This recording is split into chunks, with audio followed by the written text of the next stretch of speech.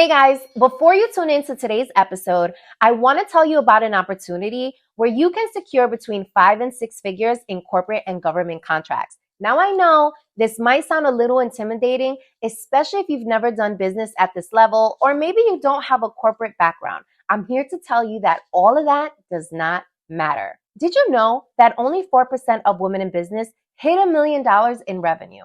And of that 4%, 56% are able to hit $1 million in revenue because they go after these contracts. So if $1 million is on your vision board or just overall financial stability, corporate contracts is the way to go. I want to invite you to join me in my upcoming masterclass where I'm going to show you how to create a no-brainer offer so that executive buyers do not even question giving you their money. So who exactly is this class for? If you're a seasoned 9-to-5er planning for her exit, but you're unsure where to start, but you are sure that you're done building someone else's dream instead of your own, this class is for you.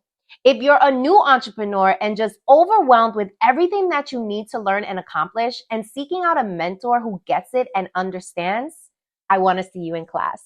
This is also for seasoned entrepreneurs who are having challenges with driving consistent revenue into their business. Now, here's the reality. You have the smarts, you have the skill set, you have the ambition, you have the thought leadership to get paid.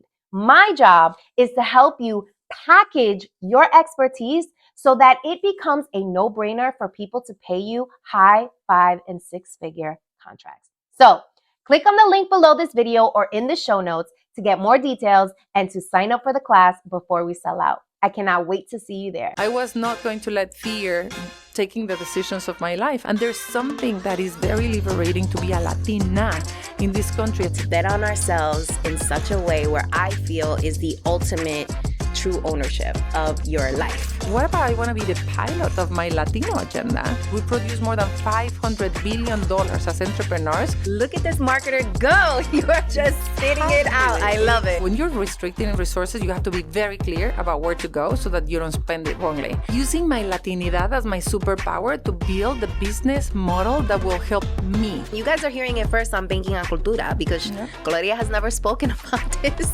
publicly in this way anywhere else. I am an entrepreneur. Thank you very Ladies much. and gentlemen, Claudia Romo Edelman, entrepreneur. Thank you very much.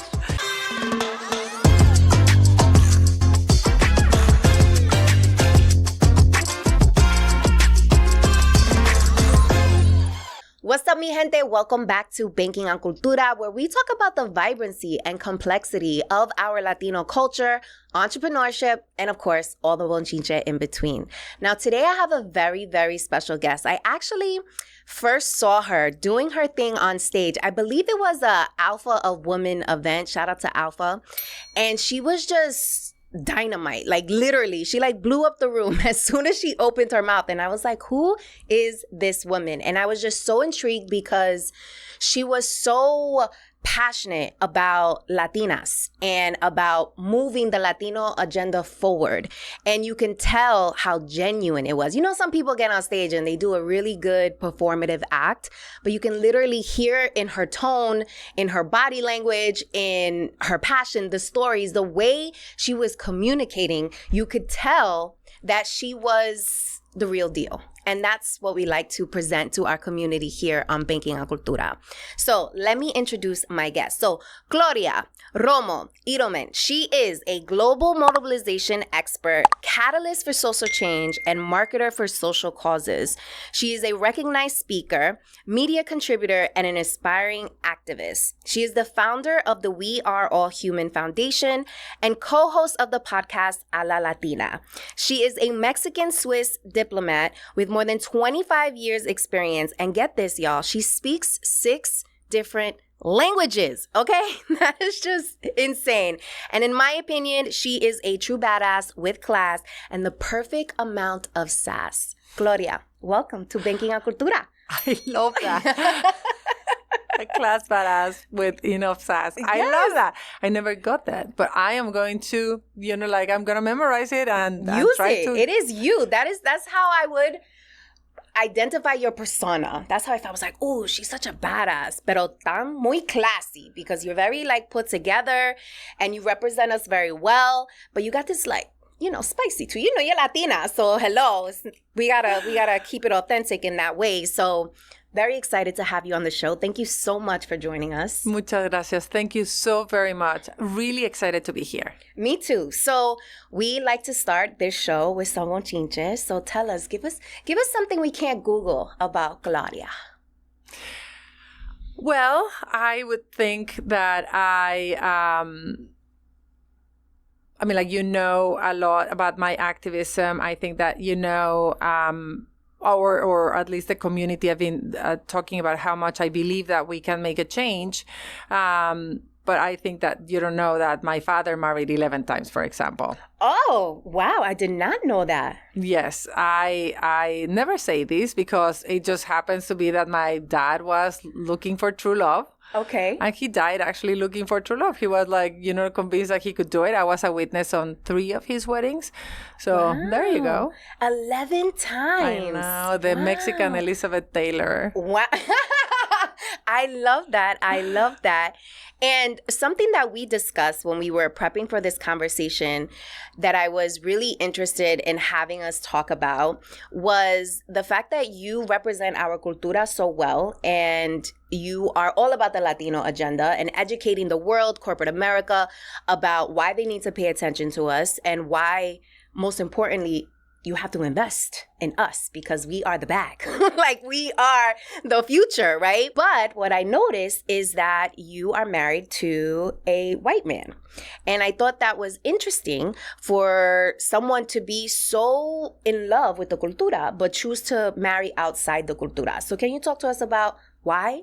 To be honest, this is my second marriage, and I was also married to a non-Mexican before. So look, I think that this time around, when I moved to America almost 10 years ago, in Cinco de Mayo, it's going to be my 10th anniversary. I'm so going to start celebrating. Ooh. I moved to the States without knowing anything about this new group that I was going to be part of. So when I moved, I came with the United Nations to continue in my global mobilization circuit. I had a very precise agenda, which is to create and advance the sustainable development goals. And so very international and multilateral, if you want. And I started hearing on the side when I moved to New York, like, you're Latina. And I was like, what do you mean Latina? You're Hispanic. What do you mean Hispanic? What is that? And who invented that word? Because I'm a happy Mexican. That's what I know. I never heard that word before, Hispanic. And I know that for Latinos and for everybody living in the States, you forget that that's an invention.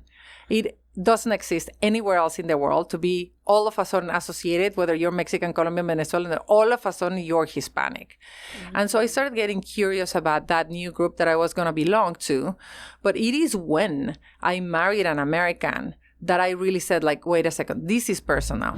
Now this agenda, because of my choice, now my daughter is going to be making 50% of the salary. She's predetermined because of my choice to have all the limitations that she doesn't earn. It just happened to be that she's absorbing a massive overlap on her choices because Latinas are the most underpaid, least respected, and most undervalued group in the entire country.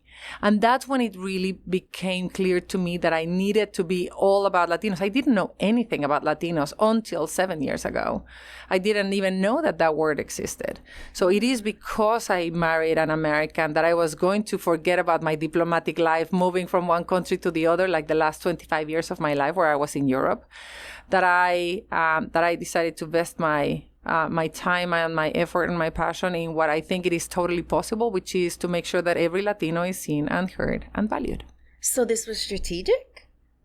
No, it was not strategic. I mean, I happened to fall in love with my husband, that was not strategic. It just happened to be that love is love. But no, not at all. It was not strategic. It was that, look, I'm a marketer, and I've been a marketer my entire life for social causes. So I've been trying to win the hearts and minds of people to do the right thing, the things that are good for you personally, but also for the planet and for the people and for our community. So I've done that for refugees, for health, for maternal mortality, for tobacco, for all kinds of social causes. And when I moved to America and I started realizing this community that I was going to belong to, I realized, wait a second, this is the first time in my life that I have a reverse marketing problem. It's not the product that is wrong, it's the packaging. Latinos are wonderful. We're beautiful. Look at the data. I mean, we keep on making this country move. We're growing like crazy. We're producing. We're paying our taxes. We're the youth. We're everything. But our packaging puts us in a very different light. So whomever is doing the marketing for the Latino community, I thought, is doing everything possible to hide our attributes, to hide that we are entrepreneurs, that we are job creators, that we pay our taxes, that we're hard workers, that we care. So that's when it became, for me, fundamental to say, like, I would literally bang my head on the walls if, knowing what I know, if I've been able to mobilize millions and millions of people, country after country, to do things that I wouldn't invest that into the Latino community. So it was, more than anything, it was one of those in which you have to do it because it's our time.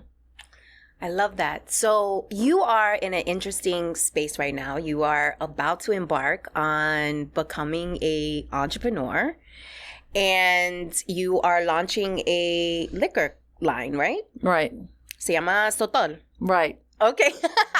And I love this because I love when we come from a background of corporate America or public service or organizing, activism, and then we choose to bet on ourselves in such a way where I feel is the ultimate true ownership of your life. And I would love for you to talk to us about why you decided to make this decision. And as a new founder about to embark on this tremendous endeavor, like, what are the thoughts going on in your head?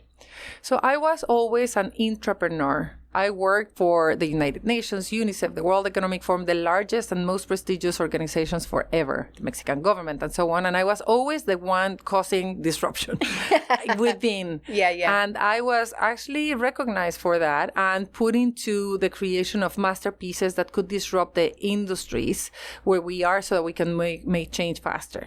From moving from an entrepreneur to a social entrepreneur, which is what I am today, it took a while. It really panicked me because I didn't know how to be without an organization behind me. And there was one story that all of a sudden popped in my mind when I was like trying to decide on moving towards the Latino agenda as opposed to the UN agenda, which is, I saw my resume and it just all of a sudden hit me. I was the right hand of someone my entire life, and great guys, by the way. But all of a sudden I started thinking about, my dad was a civil engineer and he built highways in Mexico. So he always took me from Mexico to Acapulco, Mexico to Ixtapa and so on to check his highways. And he always told me like, ay, mija, what a great co-pilot you are. Because I knew how to do the maps. There was no GPS at the time. And so it was the maps and you folded it. I was like very good at like to the right, to the left and folded the papers so well. And he always told me like, I'll take you to my next trip with me because you're such a great co-pilot. And without any intention, he basically imprinted that voice in my head that was, my role is to be a co-pilot, the right hand of someone. So when all of a sudden, 5-7 years ago, I decided, what about I want to be the pilot of my Latino agenda? Mi gente, I've got the perfect freebie for you. So I just dropped a 17-page workbook to help you get your mind right, especially in this climate of so much uncertainty. So if you are an aspiring or current entrepreneur and you're just feeling stuck, you're not feeling too good about what the future holds, and all the turmoil, the politics, all of it is just throwing you off your game, this workbook is actually going to act as a journal for you. It covers goal setting, efficiency tips, how to manage your time, game, financial management tips, strategies on how to wrap your head around the next big thing that's coming down the pipeline to bring you consistent revenue in your business. It covers what you should be doubling down on in terms of your well-being. And it is just my favorite jam-packed journal full of marketing and sales strategy to help you get clarity, but most importantly, to help you secure the big bag. So make sure to tap on the link in the show notes. I've linked it there so that you guys can get really clear on the top hacks that you can put into play in 2024 to set yourself up for success. I hope you love it. It took me a lot to change my root belief that my father gave me and just like simply say thanks, but I do want to move into being a pilot. But that takes a lot of, like moving the personal barrier, the discovering of the voice, and then the social barriers, and then the cultural barriers that all Latinas are facing. It's quite an effort to become an entrepreneur. So I left the UN, set up the World Human Foundation with a lot of determination and not without fear, but I was not going to let fear taking the decisions of my life. And I saw that with my mom. My mom decided, she was a basketball player. She had 3 kids, and then she, couldn't be a basketball player anymore. 2 of my siblings died. And so she was a single mother with me and decided to become an economist. And so 5 years in, while she was an economist, serious job, she said, you know what? Honestly, I want to be an actress. So at 45, everybody told her, are you crazy? No, no, no. And I saw her go and try her luck and be an actress. And I saw firsthand that she was doing it. And it's not that she was not scared. She was petrified. But she was not going to let fear take the decisions of her life. It's not that she was fear-free, but she was not fearless, but she was fear-free. And so for me, it was similar by moving towards creating the World Human Foundation, and the same principle of being able to say, I'm going to be the pilot of my own destiny, and I'm going to do it fear-free. Not fearless, but fear-free is what I'm jumping on to becoming an entrepreneur in a very male-dominated industry, in an industry that I have no idea of, and start commercializing the stotol that my family has been producing for the last 40 years. Why? I think that America has a lot to do with it. The entire idea of the American dream, seeing how I think that the very thing that I'm selling, if you want, as the image of Latinos, is that we are entrepreneurs. One in every 5 small businesses in America is a Latino. We have 45% of the small businesses in this country. The very image that I would like everyone to have about, Latino is the small business, is entrepreneur. And there's something that is very liberating to be a Latina in this country as opposed to Mexico or Colombia or Venezuela, which is, you can do it here. We're 50% of the Latino population, 32 million Latinas. We take 85% of the purchasing decisions of our families. We produce more than $500 billion as entrepreneurs. And I took a decision I want to be one of them. I want to be able to control my wealth. I want to be able to produce. I want to be able to use my entrepreneurial spirit to bring it to market. But also I think that I have an obligation to my family and to my country. My family has been leading this new category of alcohol that is going to be the next big thing for sure after tequila and mezcal. The story of the family is wonderful, and I want to be doing the legacy for my family. And with that, set an example for the many Latinas, young Latinas, that have to have every time more role models about how can you break it into industries where we're normally not present and do it well. A lot of our viewers, audience members, listeners, they are aspiring or current entrepreneurs and can relate to wanting to build a legacy, to wanting to put your family on the map, to wanting to be fear-free. Pero we know that preconditioning can sometimes stand in our way, or sometimes we are our own worst enemy. So can you talk about some of the internal thoughts that were kind of perhaps shying you away from taking on this risk or making you doubt, can you really do it? Did you experience those kind of thoughts? Oh, I keep on doing that. I am going for it with shaking legs. understanding that I have been my entire life just one thing, just an activist. That's everything I know. I've been doing, same wine, different bottle my entire life, but I've been a marketer for social causes. And I know how to do really well. I know how to build brands. I know how to mobilize people. I know how to convey a dream and have people see it and follow it and make social change. Now, that's very different than like selling alcohol and bottles and so on. Yeah. But at the end of the day, I also want to make sure that we take control of our own destinies, that we empower. The more Latinas are wealthy and successful, the more we can invest in the other entrepreneurs that are out there that lack the very preconditions that entrepreneurs have in this country. We don't have access to capital. We don't have access to navigation skills. We don't have the bankers that have been friends of our family forever. We don't have the friends and family capital and knowledge that most entrepreneurs that make in this country are. Because while there's an American dream, a lot of it is status quo. A lot of the entrepreneurs and small and businesses that make it are coming from the same entrepreneurs that have made it for generations. Mm-hmm. And we need to make sure that if we have an idea, we can transform it into the next level, which is the friends and family round, by people like you that get you. And I want to be able to be in a position where I am making it, not only to give an example and to make it myself, but also to be able to pass it forward, because that's how we're going to be able to elevate who we are. The success of an entrepreneur in a large degree depends on the network you have. And I think that that's 40% of it as a fact. So the more Latinas are successful as entrepreneurs, the more we're going to be able to tie and to bring everybody forward. So I'm trusting that Latina entrepreneurs out there are going to support Latinas like me getting into an entrepreneur position and saying kill the fear. Come on. Don't have the imposter syndrome. Go for it. If you have an idea, develop it properly. Know what the steps are, because we are so entrepreneurial, but we don't scale up. We remain in 2 to 3 employees, if at all. We have a side gig, and we're unable to generate more than $1 million in revenue. Only 3% of all the entrepreneurs, Latino entrepreneurs, generate more than $1 million revenue. How do we break that down?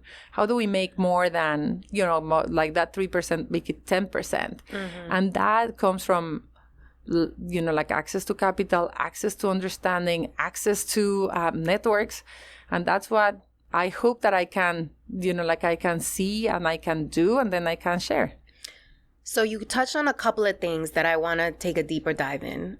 But first, I want to start with, you are choosing to do it scared, you said, with shaking legs. What is your process? What is your formula or your toolkit that you're using to help you combat some of that self-doubt or fear? So first is understanding. I did go through the Latino business, LBAN and the SLAY course that is available for entrepreneurs. So I did some sort of training on how to build the World Human Foundation. Once I was advocating hard for myself to be able to be in a training course for entrepreneurs, even though I was not one, so that I could build the World Human Foundation and scale it so that it could really lift the mission that we were set to accomplish. So some sort of training allowed me to believe that I can do it. I am not taking unnecessary risks that could jeopardize either my activities, my reputation, my capital. I am doing some because knowledge is so key, information is so key, and I'm surrounding myself by people that are entrepreneurs that are able to share some advice that is clearer and better for me to understand that what I hear from people that are what I just went to a webinar. I didn't understand 10% of what everybody said, but talking to a friend that has gone through the same probably gives me more information in half the time. So I think that being informed allows me to feel more confident. I think that having access to capital at the beginning of your journey really, really helps.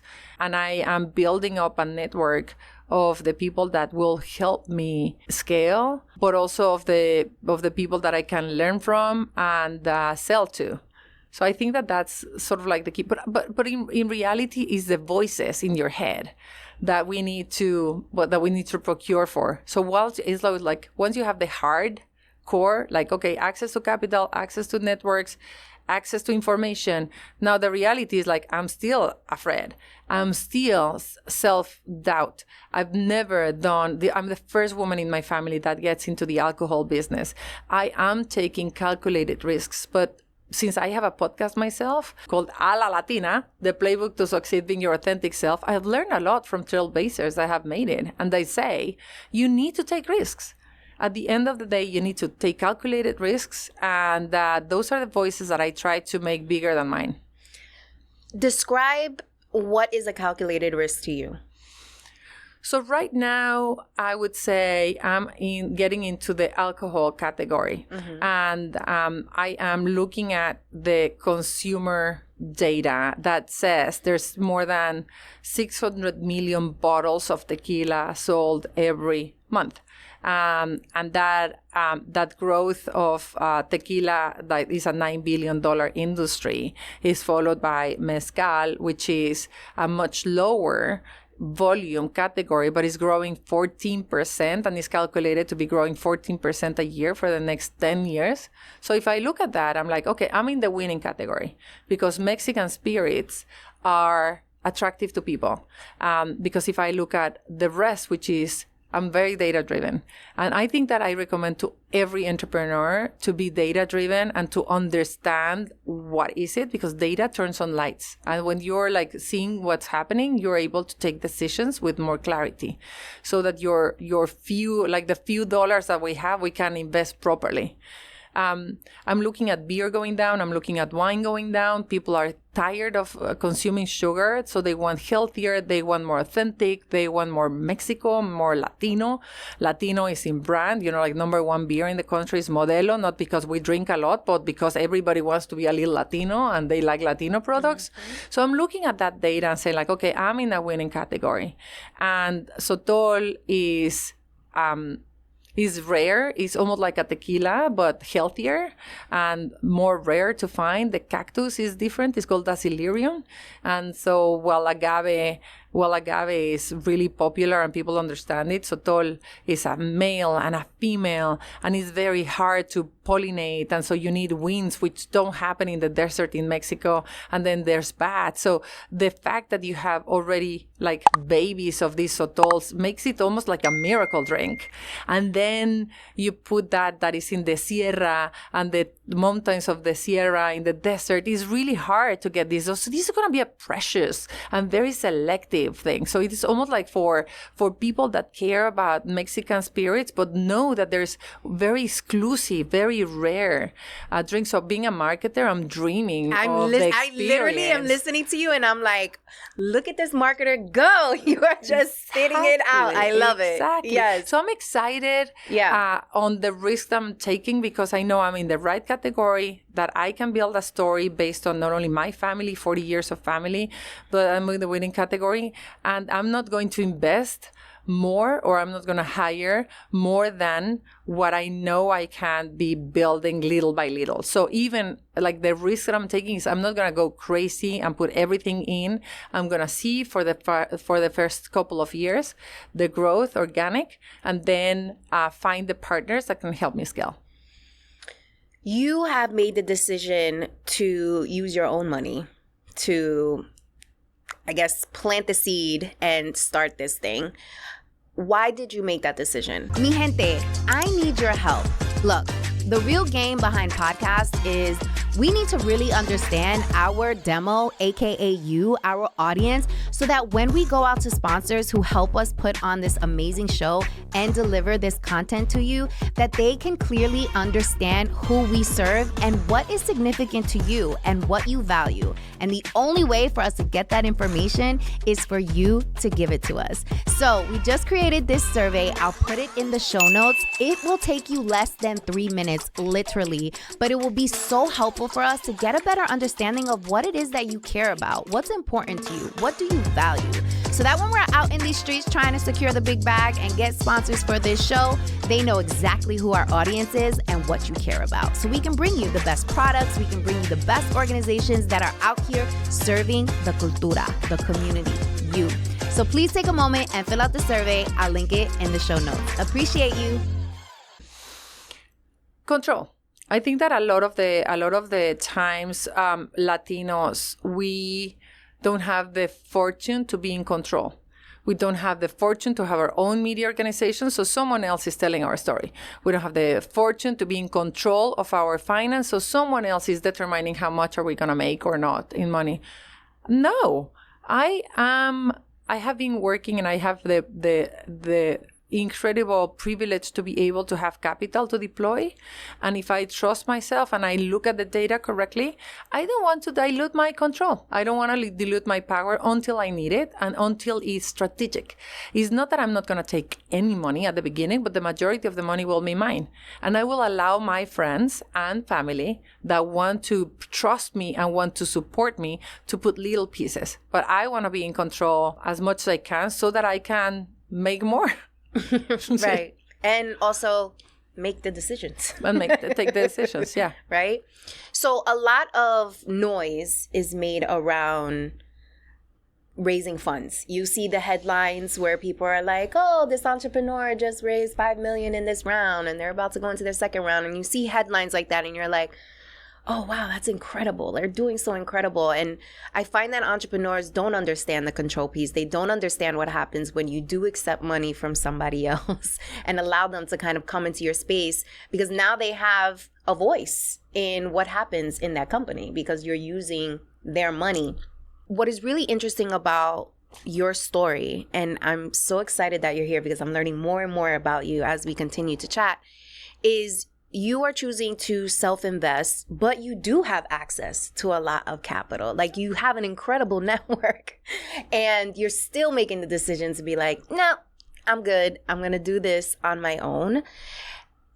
What do you have to say to people who have this misconception that if you have a network with people with money and you have some money because you've had a very lucrative career, that you are dumb for using your own money to build a project? It depends. Look, I wouldn't want to judge everybody's decision. I just know that for me, the most important thing that I have is clarity. Clarity about where I stand, where I need to do, where to do it. Every one of us have limited resources, and my entire life I've been on the poor side of life, right? Like, for all the organizations that I've worked for, they had no resources, very few dollars. We needed to work with nothing, and it taught me to be very disciplined about my interventions and my investments. So if I was working for UNICEF and I needed, 190 countries to mobilize and say, yes, we're going to do a campaign for vaccines, how do you do that when you have no money? That's the kind of thinking that it gives you when you're restricted in resources. You have to be very clear about where to go so that you don't spend it wrongly. And I know that the data that I just shared about, like, I am clear about the category is growing. My own product is really good. I have very limited capacity. I don't have thousands of bottles. I have very few bottles that my family produces, and I don't want to go beyond that because it would require a dramatic amount of investment of something that I don't know if it's going to be well received to the market. That's my calculated risk. Now, what do I have? I have a great network. I also know that I can build brands and create buzz and make things like emotional. I am able to create cool because of my marketing material, my marketing background. So what do I do with that? Then I say, like, all right, so for me, it would make no sense to go through the entire chain of investing a lot to produce more without knowing to go to the market. I'm going to use my network and sell the little bottles that I have and place them as exclusive.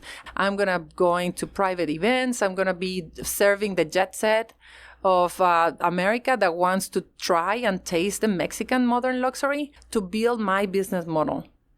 And there's many other business models. That's why I want to keep my own control and say like, okay, what do I have and how do I make it work? All right. If I hit the 1% of the population with my stotol because I can, because of my network, then I think that I'm going to be saving 50% of the money that I would be spending that I can use to produce more, that I can use later on to bring more investments. At some point, I'm going to need a lot of investment to scale, but not right now. So I wouldn't challenge anybody getting their own strategy about like whether they need investment or not. What I know is that for me, having the clarity of why would I need money? Do I need it? No, I can loophole it. Like when you don't have a lot of resources, you're very trained to find loopholes and see where you are. And I'm trying to find them in order to scale without a lot of risks. Mm-hmm. Does that make sense? Yes. You're like scrappy. You're like going through what you have. I love it. This sounds amazing.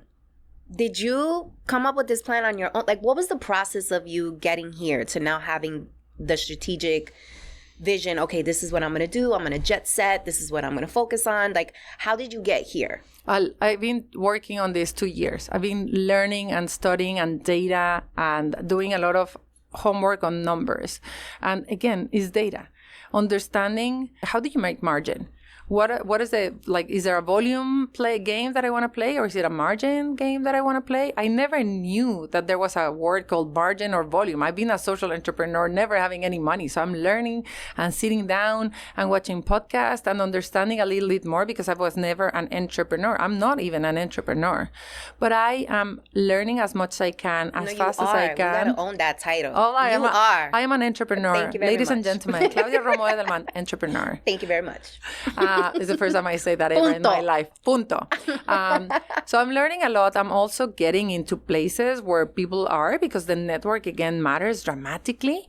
And I would say, again, using my Latinidad as my superpower to build the business model that will help me. Not the gringos and the distributors or the stores. No, I want to favor me, my country, my farmers, my bartenders, like the people that, and I'm building that in. And I'm definitely going to build my business plan looking at my country, the sustainability of the plants, taking care of the farmers so that there's no way that a family in Mexico is suffering from the exploitation of stotol and the decilerium. I'm going to make sure that a profit of the stotol that I'm building is going to the people that serve it, because the bartenders and the waiters are going to be my sales force. I'm not going to use like gringos to sell my product. I'm going to use my waiters, the people that are like moving this country, because we deserve that type of mentality of I'm going to grow if everybody grows. Mexican woman that cares about Latinos and cares about you, and you're going to have a profit of this, a piece of the ownership of my company. Which one do you think are going to sell? Which one are they going to push? This is the mentality of unity. This is where you bring that genuine voice to make your brand appealing and something that people want to be part of. What I think is so critical to highlight in this moment is your skill set of social activism and mobility and collaboration and understanding the social components of humans is going to serve you so well in this endeavor. Like, there's so many transferable skill sets that you are going to be able to apply to this. Almost like you have been training yourself for this moment. I love it. You've been training yourself for this moment, and all those skill sets are now going to amplify your movement. And listen, you guys are hearing it first on Banking on Cultura, because Claudia has never spoken about this publicly in this way anywhere else. So you guys are hearing it first, and we got to have you back once we like reach the next phase. We're going to have some stotol over here. We're going to have some drinks. So make sure you guys follow along on the journey and support what is happening here, because this is like the roots, like you're planting the roots and the seeds, and now we're going to watch it come to fruition, which I love. There's one more piece that I failed to say. So my first group of investors outside friends and family, I will devote a chunk, because I think that as Latinas, we don't have chances to invest small pieces in pieces that, you know, like things that are either interesting or that you're like, I want to be part of this because I believe in it and I want to give money. And I want to say, I'm an investor. I want to hear more and more Latinas that are like all the things that you said, like badass and sassy and classy and all that, saying like, I'm an investor in something. And we don't have enough opportunities because all of those opportunities to invest in the things that are good are giving to the same group of people. It's like the social, the status quo, like, continuing in their growth. And I want to make sure that that's a piece. So yeah, stay tuned because I'll open it up at some point. I love it. I'm going to open it up here on Banking on Cultura. Y ya. There's one thing I want to touch on, and then we'll move into the Talk That Talk segment. You have a full-time job. You're a wife. You're a mom. You are a friend. All the things. Where did you find the time to think about this plan for Stotol? Did you commit to, okay, I'm going to dedicate 5 hours a week to working on this plan? Because you've been doing this for 2 years, you said. So how did you discipline yourself to make sure that this is happening? So it's a question that I think that a lot of my team would like me to be more disciplined on and about. So I had 2 years of exploration with Stotol, flirting and saying. So I brought 500 bottles to see how they performed. I did a lot of parties. I saw how my friends committed to it and how literally I was like, wow, people don't leave the Stotol. Like once you start, they never change for an entire night. And I started making jokes and games like, okay, drink half a bottle. And if you have a headache, I'll pay you money the day after. And things like that. And I started bringing it to places. And so I felt I know the product. I can relate to it. I feel proud about my family story. I feel proud about how this behaves in people's minds. So once I stopped doing the flirting, if you want, I needed to move to a commitment time. And that's when I dance like a Mexican, but I work as a Swiss. So I was like, okay, so I'm going to give myself this amount of hours a week so that I can start thinking about it. I have a very non-ambitious plan for Stotol. So it's like, how do I take it forward for the next 24 months? Because I know that I have other obligations. So I have to constantly, this is exciting. So I'd love to devote 20 hours a day to it, but I have to discipline myself because I have a foundation that is going through a transition now. And the leadership team, they have a massive and senior leadership team. The C-suite of the World Human Foundation is taking over and is growing, is scaling, but you can't drop the baby. It's too fast. So I am putting hours to transition. I'm putting hours to enter into the Stotol. I'm putting hours. I'm just very clear about what needs to happen now, what needs to happen later, what needs to happen here and there. But it's a matter of discipline, which I'm trying to exercise because this is very exciting. I'm clear what needs to happen, and then I'm planning accordingly, which is again something that I know that my team would like me to do even more. You say you dance like a Mexican, but work like a Swiss? What does that mean? You don't want to see my calendar. I literally have everything. I am so routinary. I have routines. I have, I dream it, plan it, do it. Dream it, plan it, do it. So, and I check on how do I do that constantly. I am a planning bee. So I know my minutes are the most precious commodity that I have to care for. So I don't leave a lot of space for anything else that is not planned. So I in that way, I am very structured in what is not in my calendar. It doesn't happen in my life. So I plan everything. Routine.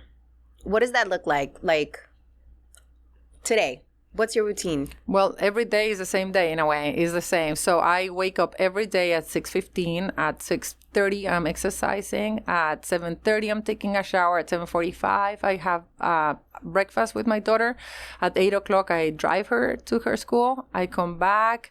And while I'm coming back, because I drive, I know people don't drive in New York. I love driving. There's the Mexican in me.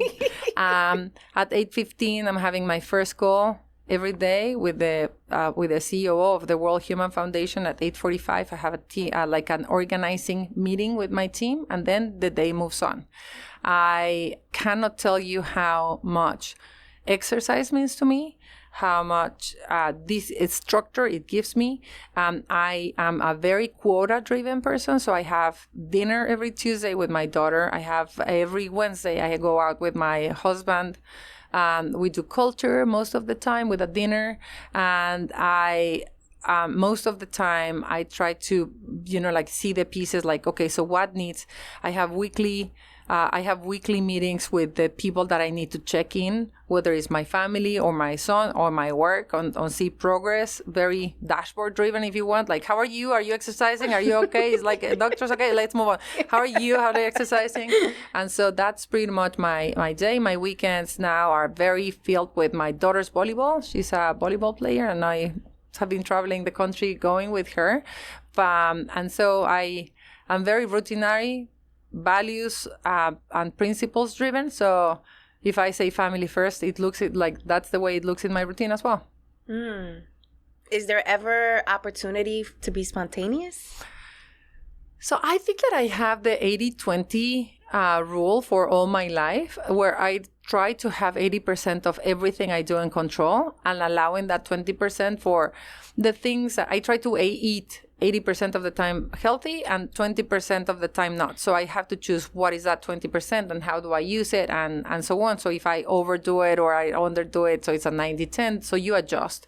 So the same, I try to have my life in 80% planned and then 20% of the time that I can say like, look, I didn't think of this, but why don't we go to this? Or I'd like to now that my daughter is going to college, I'd like to add more space, I think, that for spontaneous things. But I do like the routine, I have to say. I do like feeling confident that I have a structure where I stand. And in control. That allows me to have the drive and the discipline that I need to achieve the things that I want to. And if one of the things that I want to achieve is to have fun, it falls into that as well.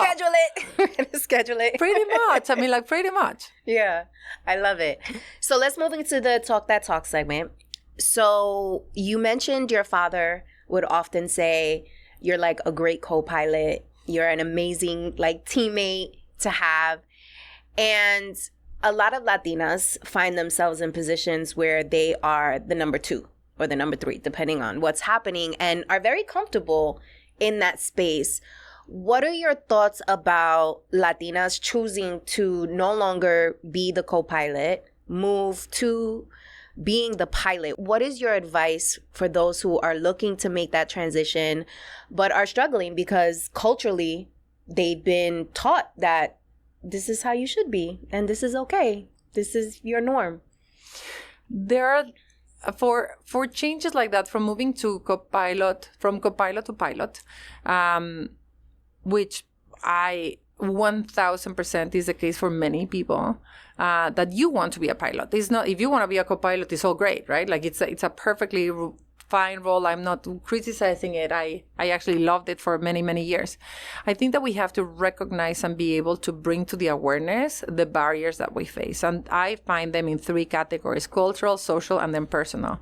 Cultural barriers are the ones that are easier to shake off, although it's hard because they are ingrained in our culture and our environments. We don't have the enabling environments enough to shake them off. For example, calladita te ves más bonita. Culturally, you're not prone to be successful. You're prone to be the wife or the accompanying person of someone. So that's a cultural expectation. And so I think that a methodology that works for me is to understand the root belief and put it in 3 categories. Do I take you? Do I change you? Do I give you back? So do I take you? Calladita te ves más bonita. Really? Nah, I'll change you. Calladita te ves más bonita? Sometimes. For me, sometimes it's good to be calladita te ves más bonita, because honestly, I just don't want to get engaged in certain conversations where I know I have a much better winning strategy than just talking. So I do that a lot with my husband, for example, and that kind of thing, where he's like, la, la, la. And I'm like, can we go there then? Like it's pretty much, like I think that we know. Yes. So, but you have to make those choices and say like, let me bring to the awareness those cultural barriers that are stopping me from jumping into things. And do I take it? Do I change it? Do I reject it? And say like, no, honestly, I just don't want. Thank you, grandmother, for all your wisdom.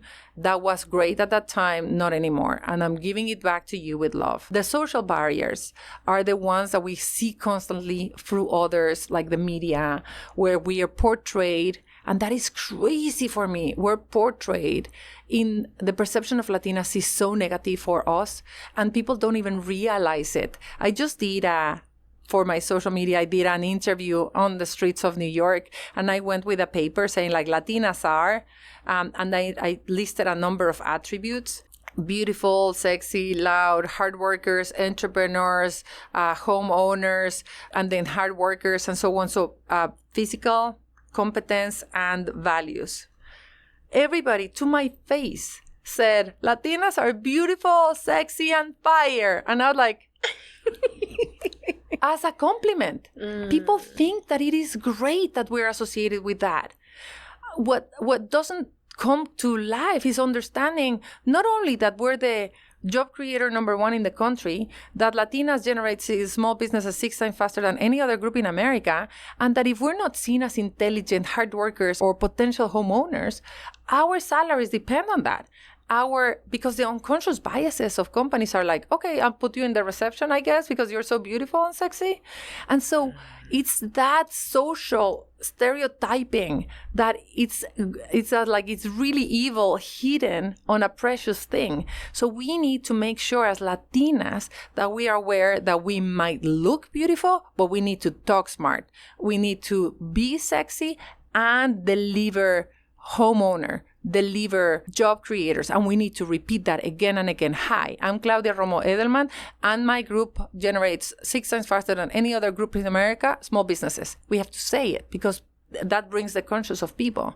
And so those social barriers need to be brought to the attention, like brought to our awareness that we have that perception, and then try to combat it by not hiding that we're beautiful or sexy, but just like pushing the other elements as well. It's almost like if a brand would be only its attribute, like for example, I don't know, like a toothpaste, and you're like, oh yeah, it has acid, fluorine, blah blah blah, and you're like, yeah, but you want more. This provides you a smile, and this gives you more, right? Like we have to push that brand.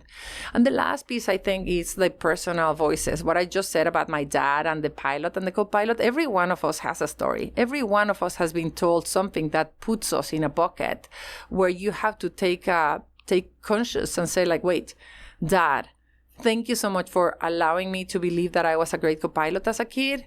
I know I was a great co-pilot in managing the map. I want to be a pilot, and I'm sure that you're fine with that because you never intended to limit me with that belief. But I want to change it to a new belief that allows me to believe that I could be the pilot of my own story. And with that, then you can start backing it with evidence. We create more small businesses than anyone else. Once we reach $1 million, the likelihood is we're going to get to 10. And if you start looking at the data, you have everything to believe that this is our time and that Latinas can make it. I'm so inspired right now. I'm so ready to take over the world. And this is why I wanted to introduce Claudia to this community, because this is exactly how I felt when I saw you speak on that stage. It literally is like every single time. And as I'm listening to you, I'm observing and I'm like, wow, like the communication style, the clarity, the authenticity, and the competence in how you present and how you speak is so powerful. And I'm just literally a student right now as I'm listening to you. So thank you so, so much. So tell the people about A La Latina, which is your podcast, so that they can tune in. And then also, what are you doing with the foundation? A La Latina, the playbook to succeed being your authentic self, came about through the understanding that we are getting stuck in corporate America. We're not getting promoted to the C-suite. So we're getting entry jobs. We're managing to get to middle level, but we're not getting higher. And so therefore, there's no pipeline for corporate boards and so on. So we started looking at why. Why are we getting stuck at the higher level? Why are we not senior and leaders? Why are we not more in the C-suite?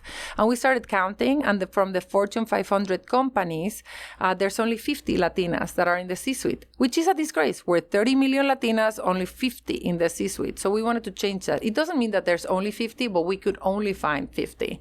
Many Latinas hide their names and change their names, and so it's impossible to see unless you push them and they're ready to tell their stories, which is what happened a couple of times already in the podcast. But So here's what we found. We found that there are three main reasons why this is happening. Number one is because Latinas do not have role models. Number two is because they don't have networks that support them in the promotion. That means no network, no mentors, no sponsors, and so on, no one guiding you. And number three, we don't have the playbook. And this is an important one because most of us are the first gens, the first generation to get to college, the first generation that is making this amount of money, the first generation that is getting to the positions where we are. So we don't come with manuals. It's not that your grandfather told you, this is how you do, this is how you manage your millions dollars, amiga. Mm-hmm. Like, you don't have that. So we need the playbooks because we get into an environment and we're like, how do I navigate this? How do I navigate being senior? How do I behave? What are the things that I need to know so that I can get promoted? So we created the podcast very specifically to get the stories and the playbooks from those 50 women that have made it to corporate America. And it's not only how they made it, but made it being your authentic self. Because the other piece of us is that we suppress our Latinidad.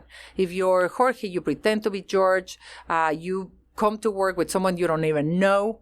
And that is so bad for our soul. It's like we start bleeding and cutting ourselves little by little. And then your soul is so fragmented and sad that it's hard to recover from that. And then you're going to move immediately to a place where you feel welcome. So we needed to make sure that we understand how to get more Latinas to the top in half the time with half the bruises. And that's why we created the A La Latina podcast. We moved the A La Latina podcast from season 1 to season 2. And also we created the A La Latina network, which is the network of those trailblazers, those 50 women, so that they can get to know each other, exchange with each other, be better leaders, but also give it back to the next gen so that we can create a pipeline of young people that want to be there. So we had A La Latina podcast, A La Latina network with dinners that we started doing. So we had our A La Latina network, A La Latina dinner in New York, where we had this incredible group of trailblazers, 10 trailblazers, 50 Hispanic Star Rising that created that network. And at some point, the Latina trailblazers started talking to them about, like, this is what I would have done if I would be like talking to myself 30 years, myself in 30 years.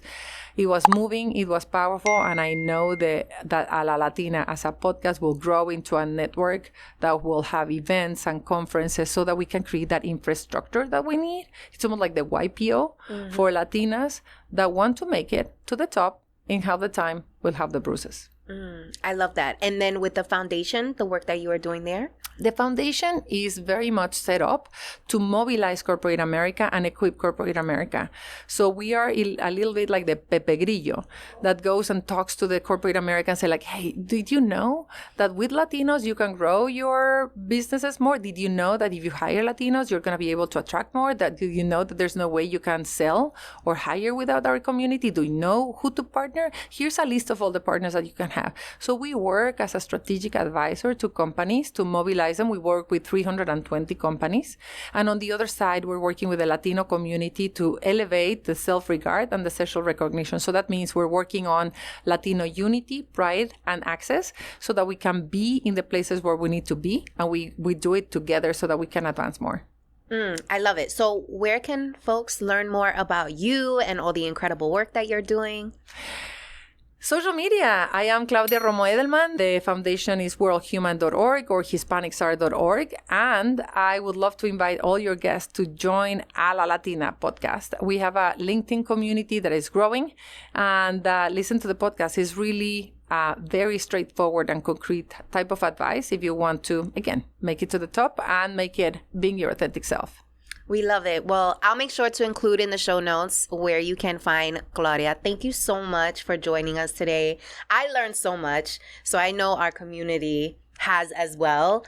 And I can't wait to have you back on the podcast and also join you on this new adventure with Stotol and this new chapter. I'm so excited for you, and know that I'm here to support you in any way that I can, and banking on Cultura and all that jazz, because you said you're looking for Latinas to help and to invest and to take it to the next level. So here you go. You got your first Latina. Let's go. Thank you so much for being the platform where I, for the first time ever, spoke about this. I know. So amazing. I didn't even know that. That's amazing. I love it. All right, guys. Thank you so much for being here. I'll see you in the next episode. Hey guys, before you tune into today's episode, I want to tell you about an opportunity where you can secure between 5 and 6 figures in corporate and government contracts. Now I know this might sound a little intimidating, especially if you've never done business at this level, or maybe you don't have a corporate background. I'm here to tell you that all of that does not matter. Did you know that only 4% of women in business hit $1 million in revenue? And of that 4%, 56% are able to hit $1 million in revenue because they go after these contracts. So if $1 million is on your vision board or just overall financial stability, corporate contracts is the way to go. I want to invite you to join me in my upcoming masterclass where I'm going to show you how to create a no-brainer offer so that executive buyers do not even question giving you their money. So who exactly is this class for? If you're a seasoned 9-to-5er planning for her exit, but you're unsure where to start, but you are sure that you're done building someone else's dream instead of your own, this class is for you. If you're a new entrepreneur and just overwhelmed with everything that you need to learn and accomplish and seeking out a mentor who gets it and understands, I want to see you in class. This is also for seasoned entrepreneurs who are having challenges with driving consistent revenue into their business. Now, here's the reality. You have the smarts, you have the skill set, you have the ambition, you have the thought leadership to get paid. My job is to help you package your expertise so that it becomes a no-brainer for people to pay you high 5 and 6 figure contracts. So click on the link below this video or in the show notes to get more details and to sign up for the class before we sell out. I cannot wait to see you there. I hope you enjoyed today's episode. Make sure to leave me a comment. Make sure to subscribe. If you're listening on the audio streets, make sure to leave us a review. And I can't wait to see you on the next episode. Till next time, guys.